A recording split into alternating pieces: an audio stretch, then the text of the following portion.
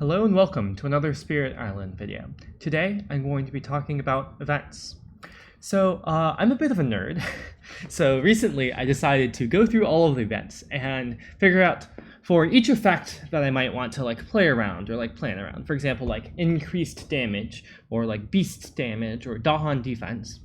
How likely is that exactly? So that's what I'm going to do today. I'm going to show off how I've categorized these events, talk a bit about how what this implies, how to play around things like this, etc. So of course, as noted, there's 61 total events across all of the expansions so far, including Nature Incarnate, which means that if you have 3 events that you're looking at, that's approximately 5% to draw one of those 3 events. So for example, if you have 15 events that do plus damage, that's not the actual number, then you might have a 25% chance or approximately a quarter to draw one of those events in any one draw. Also of note, there's 2 events that are often house rule skipped, especially on the Spirit Island Discord. Farmers Seek the Dahan for Aid and Numinous Crisis, both because they tend to be fairly swingy in terms of their effects, and farmers can be very bad or very good with not much in between, and Numinous Crisis tends to often be very good for the spirits. There's also Years of Little Rain, which is considered one of the best events for the spirits, but people don't tend to skip that one. Either way, I'm going to, even though these are usually house rule skipped on the Spirit Island Discord, I'm going to treat them as if they're still in the event deck. I'm going to talk about the normal event deck with the changes that NI introduces to it, including the added events, replaced events, removed events, etc. And yeah, so this won't include A Strange Madness Among the Beasts or War Touches the Island Shores, but it does include Far Off Wars Touch the Island. So let's get into it. So first of all, there's a very simple category here with Blight, and these are a category of events that when you're on Blighted Island, almost all of these are when you're on Blighted Island. There's a lot of event effects that will say add a Blight on each board. And you may prevent this on any or all boards by destroying 2 presence from each board to be protected. So this pressures you either on Blight or on presence destruction, and lets you choose which way you're paying, basically. The vast majority of these are going to be 2 presence. You can see this row here, which is a total of 1, 2, 3, 4. Oh wait, let me count. 1, 2, 3, 4, 5, 6, 7, 8, 9, 10, 11, 12, 13. There's 13 different events that will tell you, okay, you must either add a Blight on your board, or you can destroy 2 presence to prevent that. In addition, there is one event that says add a Blight or destroy 1 presence, which is fairly tame. Struggles of Growth / Blight Deepens. And there's 2 events that say add a Blight or destroy 3 presence, which is quite harsh. Especially this one where it just says to an inland land, so on a board with invaders. So this is always going to trigger, basically. And then this one is a bit less harsh because it needs 4 or more lands with towns. So if you have concentrated your towns, then you might not need to do this. But 3 presence is a lot to pay. So in total, that's 13 plus 1 plus 2 is 16. 16 events will ask you to either add a Blight or destroy some presence, which is approximately 1/4 or 25%. So keep that in mind. When you're Blighted, you're going to have a lot of these events that are going to ask you to add Blight or destroy presence. So if you're both low on Blight and low on presence, you might need to consider that. Also, keep in mind that this is destroying presence from each board, not from spirits, for the most part. So if you want to protect a board, you can have, let's say you have a board where Starlight started, but I don't know, Vengeance has some presence on that board. Maybe Vengeance might want to destroy their presence from that board instead of Starlight destroying presence on that board because, like, you know, Vengeance gets benefit from destroyed presence, and maybe Starlight can't spare the presence while Vengeance can. You can also coordinate, like, maybe some boards would rather want to take the Blight, and other boards, if you add a Blight, it'll just immediately cascade. So yeah, there's a lot of interplay there. Just keep in mind, when you're blighted, you're going to have like a 25% chance to have an event that says either kill a presence or add a blight. And notably, basically all of these only trigger on Blighted Island, not on Healthy. The only exception here is Harvest Bounty, Harvest Dust, which is slightly different.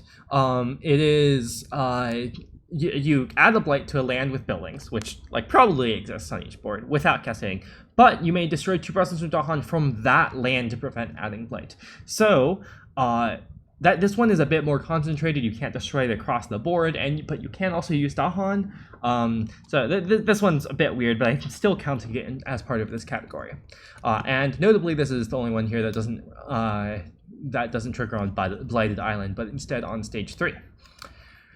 Next up, there's a couple more events that deal with adding blight or destroying presence in different ways, in ways that you can't exactly prevent by like choosing one or the other. So first of all, there's Gradual Corruption. This is the only one for Healthy Island, and it lets you pay X energy, where X is the number of cards in the invader discard in order to protect your board. So if you get this on turn 2, you're probably, unless you're playing against Sweden, you're not going to have to pay any energy to prevent this, and this is just a free event. Amazing. But if you get this on turn 7, you're probably not going to be able to pay, like, 5 energy per player in order to prevent all this blight, so probably it'll still blight. But, like, you know, if you're healthy on turn 7, at least this is not going to kill you, because, like, by definition, you have to be healthy to trigger this. The other ones, though, there's a few that add blight without the chance to stop it. So there's Festering Pits of Blight. On each board with invaders, add a blight to a land with at least 2 blight, but do not cascade. So if you've, like, ever cascaded on your board, you'll get punished and have to add a blight to that land again. Life Swept Torn Asunder. If your board is extremely blighted with 6 or more blight, you'll have to add another one. And this one, so those 2 are Blighted Island. This one is a Terror 3. Purge land with Salt and Fire. On each board in the land with 2 or more towns, add a blight without cascading. Add 2 bad lands, remove all towns. I've never seen this one come up personally, because around Terror 3 is when you are usually winning. So, like, all of these events that only trigger on Terror 3 are not going to come up that much, but, like, they can. This one mostly doesn't exist, but it's like, I included it here for sake of completion. Mostly, you just need to worry about, there are 2 ways in the deck to add blight without a way for you to stop it if you meet these conditions. So 2 ways is, like, you know, 1 in 30, like about 3%. It's not that big, but like you can get got if you're low on blight. Sometimes you just lose to the event and it sucks, but it happens. Then finally, there's a couple ways that you can get your presence destroyed forcefully. Similar to like these 2 events that add blight forcefully, these 2 events destroy your presence forcefully if your island is blighted. So self-sacrifice buys time. It just says straight up destroy presence from each spirit, but the next X blight comes from the boxes of the blight card, which, you know, helps you buffer blight, but just flat presence destruction. So keep that in mind. Dissolution Threatens is interesting. It gives you a choice, technically. You're allowed to either destroy 2 presence, replacing them with wild, or add a destroyed presence. So like, if you really are going to lose by destroying your presence, you can choose to add a destroyed presence instead, but it comes at a very high cost, making all your powers next turn slow, and you can't make them fast with something like Lightning's Bin. So pick your poison. Usually you'll pick the destroy presence, especially since the wild is pretty good, but keep in mind that if you're low on presence and you draw one of these 2 events, you're going to be pretty sad. But again, these are like 2 out of 60, not that likely, but they can come up. Next is the category of plus damage ravages. There's a lot of events actually that add plus damage to ravages. This is in total 20. Which is 1/3. Like, you have a 1/3 chance of getting an event that somewhere on it does plus damage. However, this is tempered by the fact that almost all of these have a condition. So, for example, there's 4 healthy island cards that give plus damage ravages, urban development on cities, heavy farming on towns, and each of these usually will say like only some subset of lands or only some subset of pieces will do plus damage, but like urban development, heavy farming, this can be rough on Habsburg, for example. Accumulated devastation says only for the first ravage, and you get to choose the order of the ravages. So you can choose which land it goes to. And civic engagement, which only does it if you can't remove strife, but the remove strife can also basically be a plus damage. So it's roughly a plus damage for like no matter whether you remove strife or not, except in some very niche situations. So yeah, 4 healthy island lands that do plus damage. Then there's some blighted island effects that do plus damage. A couple of them, it says it only takes 1 damage to add blight, so lands bound to exhausted and depleted soil. But those are roughly the same as plus damage, because the thing that you usually care about is like, is my land that wasn't going to blight instead going to blight? And the only difference here is it doesn't affect Dahan. And then there's a couple more random ones, like if there's no beasts present, it'll do +2 damage, or if there's no strife present, they'll do +1 damage. And then there's 4 effects that happen on stage 3. Well, technically this increasing aggression also happens on stage 2, but increasing aggressions just do +1 everywhere. Courage of the Crowd is like somewhat of a ravage kit, but also somewhat of a +2 damage. And foreign dignitaries visit stage 3 and healthy, it'll do +2 damage. So as you might notice, a lot of these are like +1 damage, right? Like this increasing aggression, 1 damage to add blight, 1 damage here on cooperation among towns, 1 damage. This one depends on what the invader stage is. If it's stage 1, it does 1 damage. If it's stage 2, it does +2 damage, but it's only on 1 land. Towns doing +1 damage is like, unless you're playing against an adversary like Habsburg, or you have a very built-up land, usually this is only +1 damage. So you can see there's a lot of +1 damage, and how you play around this is generally you just defend for the exact amount that the invaders are ravaging. So if you have like Explore Town City, right, that's ravaging for 6, defending it for 5 can get screwed up by edge cases like this, where you draw an event with +1 damage. But if you defend it for 6, then these won't screw you over. The +2 damage will still cause it to blight or kill Dahan, but +1 damage will be completely fine. Moving on, there's like a few in Terror 3/Terror 2. These are again less likely, because games don't always like go to these stages, and when they do, it like usually means that you're very close to winning anyways on Terror 3. But these can be quite rough, like +3 damage here, +1 per 2 earned fear cards. It is usually 1, but sometimes it can be +2, and a global +2 is pretty rough. Another heavy farming, except if it adds blight, you remove stuff. This is +3 for cities, which is a lot, but also remove stuff, +3 in lands with a presence. These just tend to be stronger plus damage effects, but also are seen less. And then finally, there's a few miscellaneous ones. Rising interest, usually you'll want to take this option, which is buildings do +1 damage, like each building, notably, so that can be pretty rough. But like you return the top fear card of the box. So like these 2 choice events, also missionaries arrive, you also usually want to pay for it, but it does make cities do +3 damage. And then Visions Out of Time just has a Dahan event that make ravages in lands without Dahan do +1 damage. So just some miscellaneous things.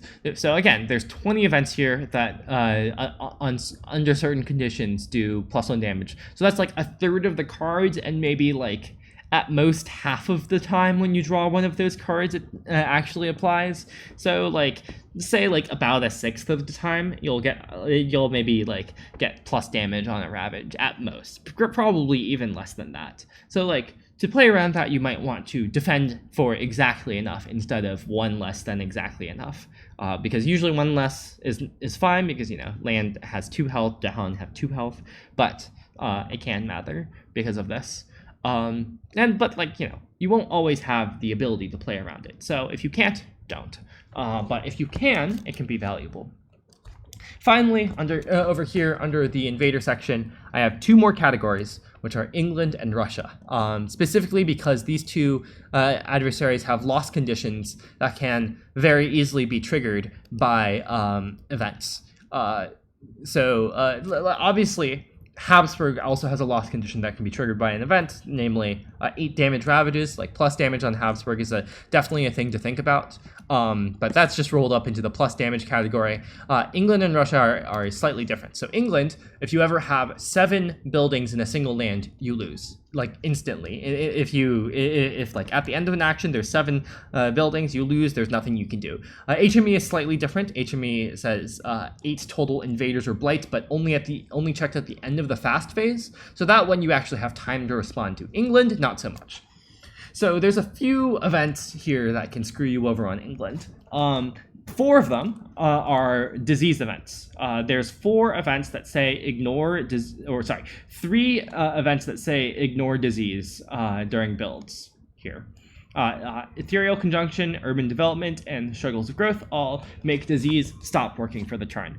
Though 2 of them come with fear and 1 of them comes with a disease that can be used on future turns. So if you're relying on disease to prevent your England loss condition builds, keep in mind that you do have like a 5% chance to get screwed over by the event. And then there's another one, which is push on each board. You get to push a disease to the adjacent land with the most invaders. This can be good for you if you can then stop an England build. But then also, if you're relying on a disease to stop an England build, this can be horrible for you. Because if it's the only disease on your board, then you have to push it out. Like, even if that's the land with the most invaders on your board, you have to push it to the adjacent land with the most invaders. And the land is not adjacent to itself. So 4 events that can screw you over if you're relying on disease to stop England builds. And then there's 4 events that can cause extra builds. The roughest one is definitely Sprawl Contained by the Wilds, because this definitionally will pressure your England loss condition, because it says build in the land with the most buildings. Other than that, there's a couple events that care about coastal cities. So Provincial Fleet and Thriving Trade will both say choose a land with, so this one says choose a land with cities, build there, and this one says add a city to a coastal land with a city. So these both can cause extra builds or buildings in coastal lands with cities, though I guess Provincial Fleet doesn't need to be coastal. So keep that in mind. Coastal city lands are particularly vulnerable to England because of these 2 cards, just by a tiny bit. And then finally, Fortification, which is on Strange Tales Track Explorers. On stages 2 or 3, after advancing invader cards, invaders build in 1 terrain not shown under any invader action. This usually is fine, loss condition-wise, because you can usually pick a terrain that doesn't cause your imminent loss condition. But like maybe if like all the boards are if all the boards are coordinated in weird ways and all are like facing loss conditions, or if just like, you know, because of the high immigration space, there's like all but 1 terrain is shown under invader actions, then maybe this will force a loss condition, but this one is less likely. So in total 8 events though, 4 of them depend on disease, 1 of them is like not that likely, and a couple here, Provincial Fleet and Thriving Trade, do depend on cities. Mostly Sprawl is definitely the roughest one out of these, but just good to keep these in mind. And 8 events is roughly 15%.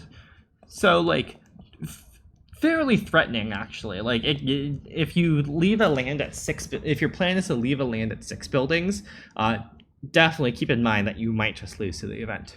Finally, there's Russia. This one is less common than England, but Russia's loss condition says when invaders like ravage in the land and add blight, it poaches a beast from that land. And then if Russia has ever poached more beasts than there are left on the board, then you lose. And there's just a bunch of events here that will randomly destroy beasts. Notably, these destroyed beasts from events do not go to Russia's poached beasts pool. They're just regularly destroyed, but they do decrease the total number of beasts on your board. So, for example, hunting parties here. So Russia starts with 2 beasts on the board. If they poach 1 beast and then you get hunting parties and the other beast dies, then you immediately lose because Russia has poached 1 and you have 0 left. So just keep in mind sometimes events can randomly kill beasts. Hunting parties kills beasts in places with towns. Secure settled territory kills beasts in cities for hunting parties, not towns. Settled territory is with buildings, though like you can also soak this with a Badlands. And then these two happen on blighted island. So this one from a land with blight, and this one when they ravage. So like this one mostly doesn't matter that much with Russia, because like, you know, if they're going to ravage, they usually poach a beast anyways. But I guess if you were defending, this gets past the defend, and if like there's two beasts and you didn't defend, it would poach both. But yeah. So yeah, just a few events to consider for Russia. Not generally, you don't need to play around these that much, but like it can matter definitely, depending on how your other beast events go as well.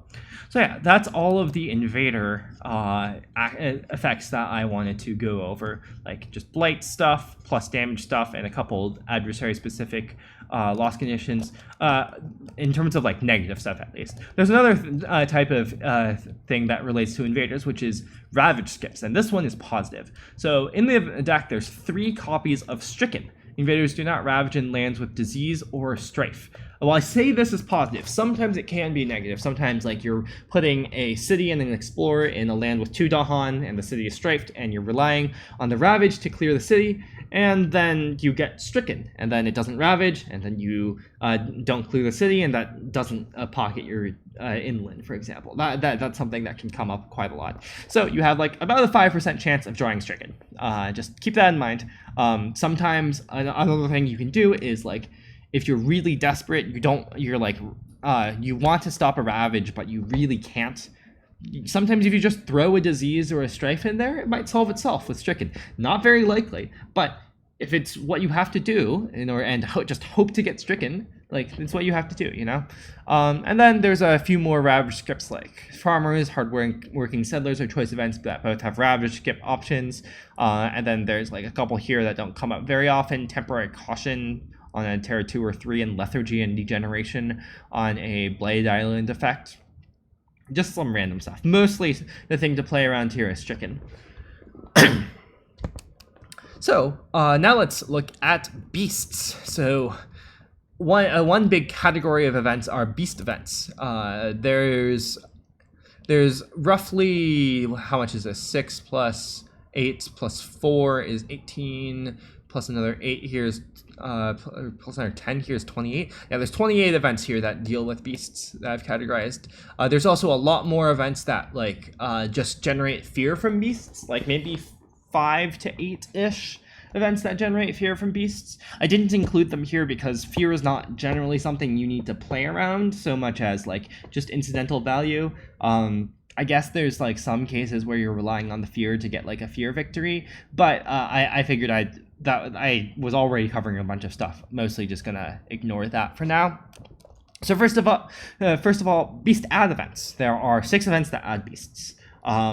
So like that's what, 10% of the deck. If you go through like less than 10 event cards every game, so you're going to expect to get like less than 1 beast added per game. Though like, you know, obviously sometimes you'll a lot of times you'll get 0, and sometimes you'll get like 2 or 3 added. Just depends on like how things are split.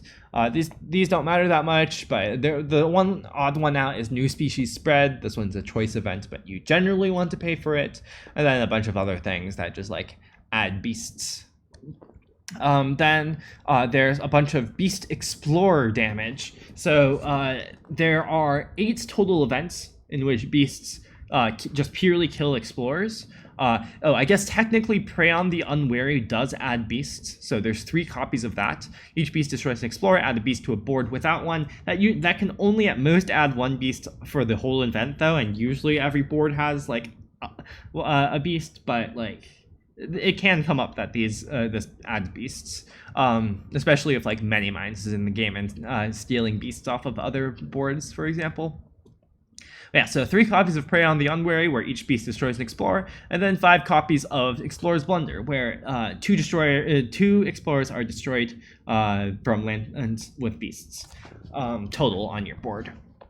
So 8 events is approximately like what, 15-ish, like a bit less than that, 12, 14, 13%.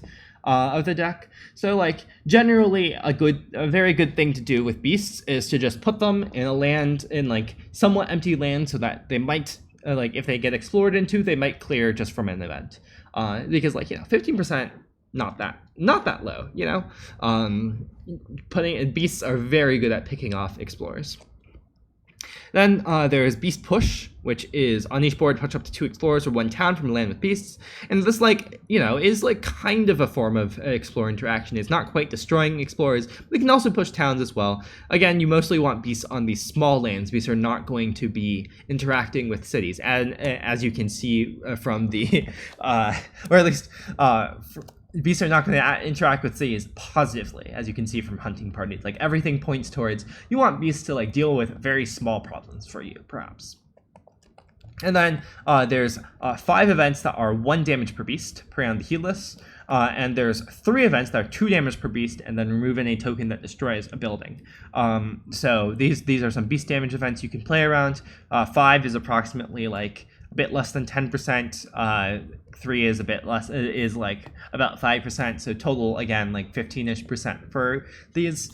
Just getting beast damage can put you pretty far ahead. And like with these, 1 damage per beast can also be kind of like Prey on the End, where you're just killing an explorer. But if you have a bunch of beasts piled up, they can do more. And then finally, there's a couple of random ones. This one, Distant Hunt, push a beast to an adjacent land with no blight. It deals 1 damage there. It's just 1 damage total on each board. Just a weird effect. And then this one, destroy an explorer town in a land with beasts on each board. Can kill a town, which is neat, but like sometimes you're just destroying an explorer. So yeah, beasts will be good at dealing with explorers, sometimes can deal with towns, and mostly don't interact with cities.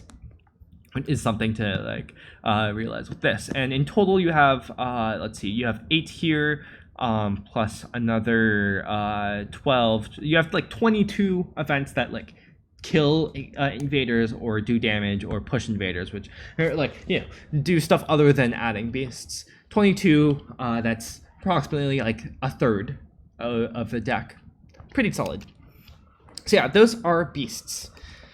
And finally, here we have a bunch of Dahan events. So almost every single, like basically every single event, with some exceptions like farmers over here, will have a Dahan event. And that Dahan event will generally be positive, but sometimes can be negative. The most important category to play around, in my opinion, is this category that I've called infra, or infrastructure. So these are events that will help you like in an infrastructure way, like gaining energy, reclaiming cards, gaining cards, things like that, from being in lands with Dahan. Or also a couple over here that I have set aside are removing blight. So, for example, Offerings of Story and Season, over here, if you have 3 Dahan among your lands, you get to gain 1 energy and reclaim a card, which is very strong. Or this one, if you have 4 Dahan, you gain a minor. This one, 3 another Offerings, another an Offerings of Pattern Dance, which is 2 Dahan for 1 energy. So you generally want to be living in lands with Dahan. There's a weird one over here, Clever Cooperation, that's pretty cool. You get to push one of your presence from a land with Dahan, and 2 damage in the land push to. This can be free 2 damage, which is very strong.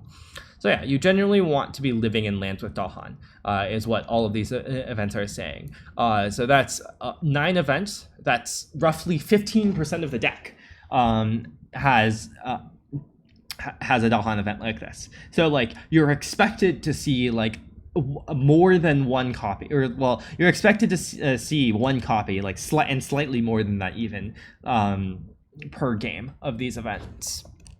Finally, over here for the infrastructure, I also have some weirder events that are not that don't care about necessarily you having Dahan among your lands so much as just having Dahan on the board.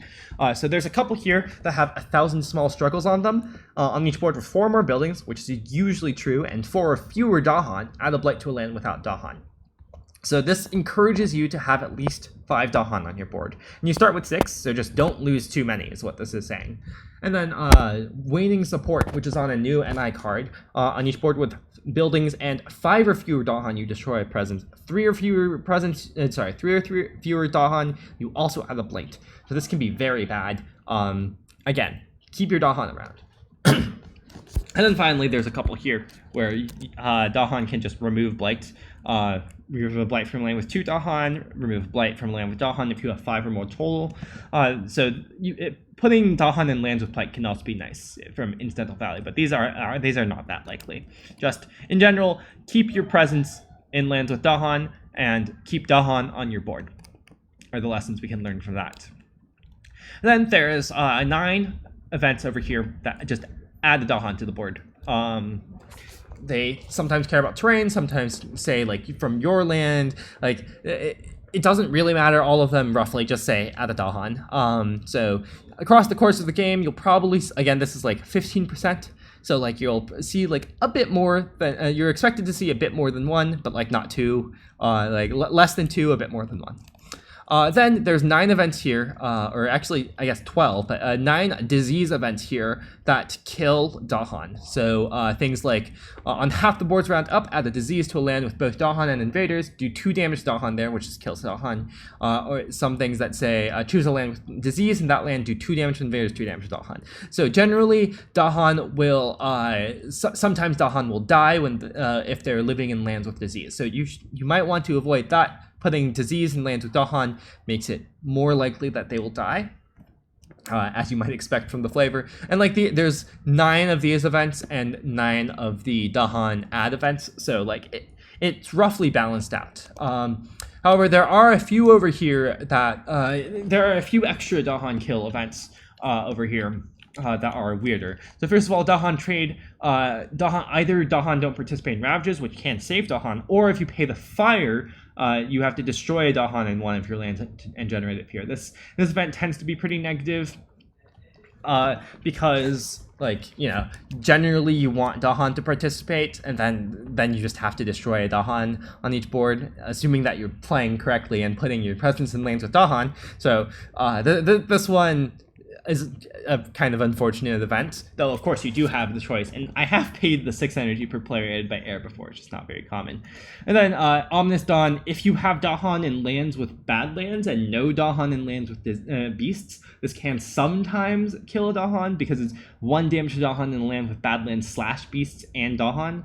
So like this only triggers if you have a bad land on your board, you also have Dahan in that land, you don't have Dahan and Beast together, because if you have Dahan and Beast together, you can just do 1 damage in that land, and it won't kill a Dahan. But yeah, then Cultural ASIM, this is the famous one. This is the one that everyone knows to play around. Everyone talks about playing around this. On each board in a land with exactly 1 Dahan that has or is adjacent to cities, replace that Dahan with a town. And for Terra 1 and 2, Terra 3 also kills Dahan, but it never comes up because, again, you're not in Terra 3 very often. Yeah, so Dahan like to be paired up, is what this says. If you don't pair up your Dahan, they might get culturally assimilated. So yeah, that is the balance of events that like add Dahan and remove Dahan from the board. They're roughly balanced. Notably, both Farmers and Numinous Crisis kill Dahan. So I'm amused at this. Like when I was looking at when I was doing this project, I was amused at seeing both of these events in the Dahan kill category. So if you're actually doing this house rule of skipping Farmers and Numinous Crisis, you are going to end up with slightly more Dahan than like is intended, because like there's this nice balance here, but if you remove Numinous Crisis and Farmers, then like there's slightly less of that. And obviously like you can play around all of these disease effects as well. Just be sure to try to keep Dahan out of land with disease, and also keep them paired for Cultural ASIM. Finally, there's a couple miscellaneous things, but the last big category I have over here is defense, Dahan defense. So there's a lot of events, looks like it's about 13 events that provide defense in lands with Dahan.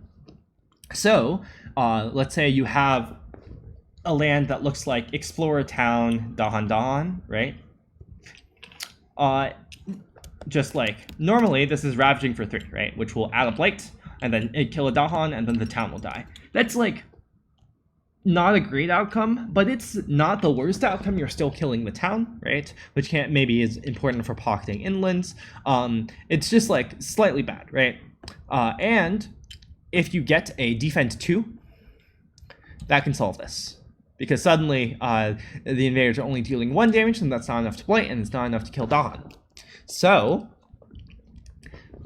maybe you don't have a defend 2 available. Maybe it's like fairly expensive to like use your defend on this land. Maybe you need it for a different land. Maybe you just don't have a defend.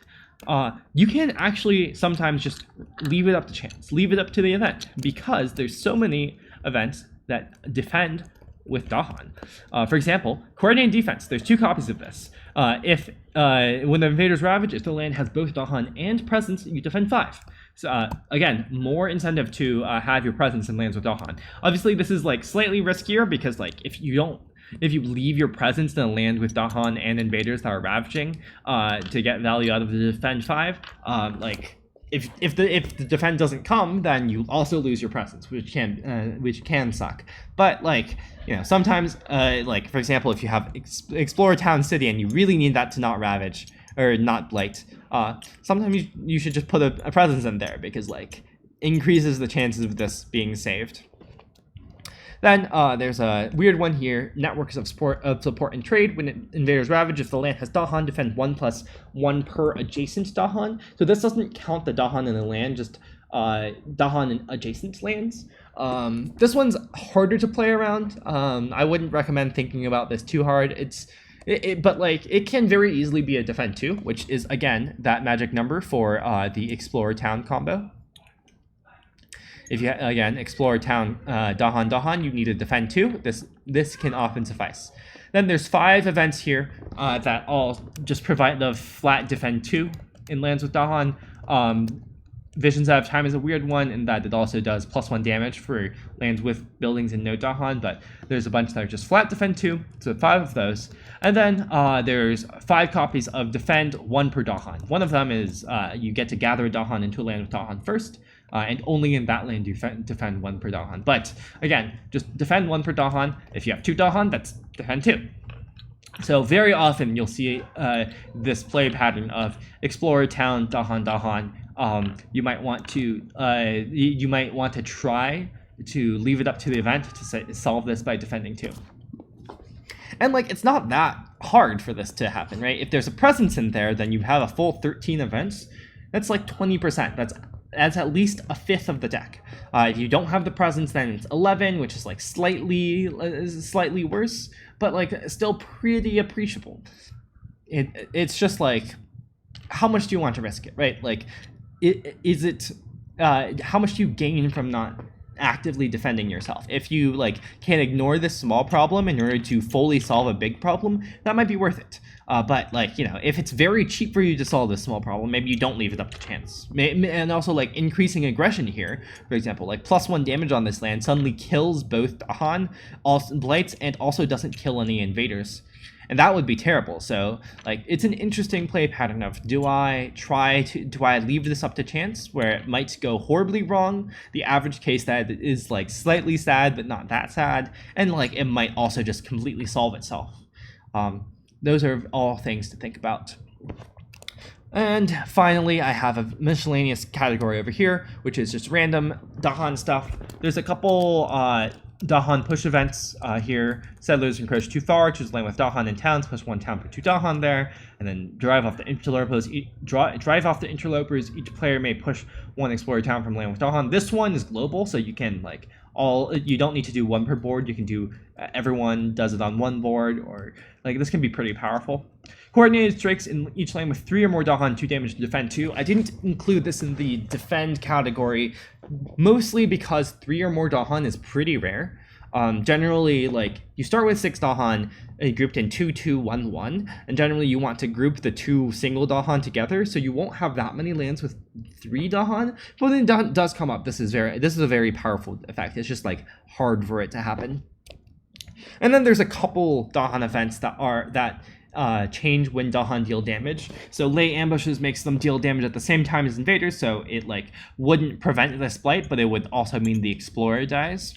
and engage on their own terms. The Dahan only do 1 damage each, but deal damage before the invaders, which funnily enough does save this because the 2 Dahan kills the town, and then the 1 explorer isn't enough to blight or kill Dahan. But usually this card, engage on their own terms, is pretty negative because you want Dahan to be doing 2, and you're often playing around Dahan doing 2, and only doing 1 can be pretty rough. Like for example, if you have Explore City Dahan that you've defended for enough, you don't need the Dahan to do damage before the invaders, and then only doing 1 damage each means you no longer kill the city. So that can be terrible. But yeah, it happens. So yeah, that's all of the events. I also made a spreadsheet for this that I will put in as a link in the description. So if you want to look at this in maybe a slightly more organized and readable manner, it's there for your perusal.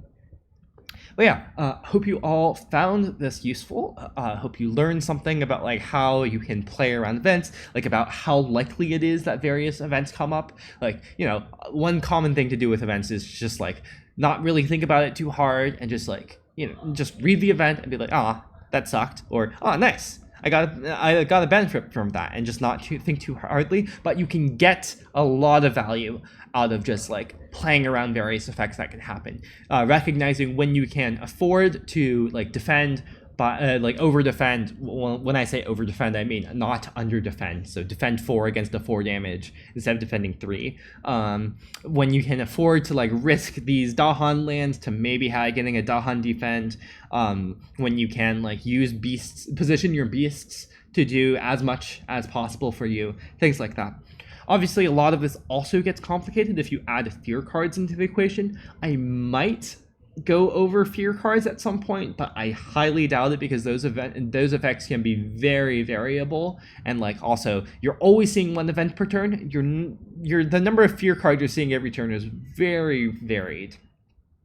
And also, like, there's a lot more cross-board stuff, so it's harder to, like, talk about that because, like, you know, a fear card that says each player adds a strife to a town. Well, maybe one town and one board gets 4 strife added in the same land, and the other boards don't need it. That can be very hard to evaluate. But yeah, thank you all for watching, and I'll see you in the next one.